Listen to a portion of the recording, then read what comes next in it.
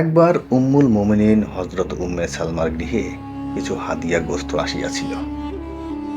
আমাদের হজরত মোহাম্মদ সাল্লাল্লাহু আলাইহি সাল্লাম গোস্ত খাইতে ভালোবাসিতেন। তাই প্রতিভক্তা উম্মে সালমা গোস্তটুকু হজরতের জন্য তুলিয়া রাখিলেন।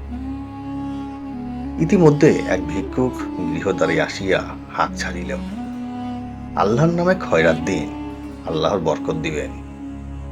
গৃহ মধ্যে হইতে জবাব আসিল, বাবা মাফ করো, আল্লাহ তোমারও বরকত দান করুক।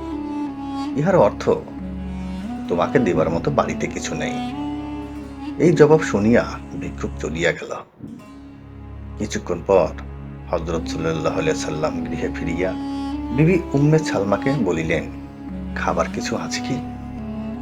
হযরত উম্মে সালমা জি বলিয়া তৎক্ষণাৎ ওই গোস্ত আনিতে গেল, কিন্তু পাত্রের দিকে তাকাইয়া বিস্ময়ে স্তম্ভিত হইয়া গেল, কারণ উহাতে গোস্তের নামগন্ধও নাই, আছে কেবল এক টুকরো পাথর। তিনি সব কথা হযরতের নিকট খুলিয়া বলিলেন।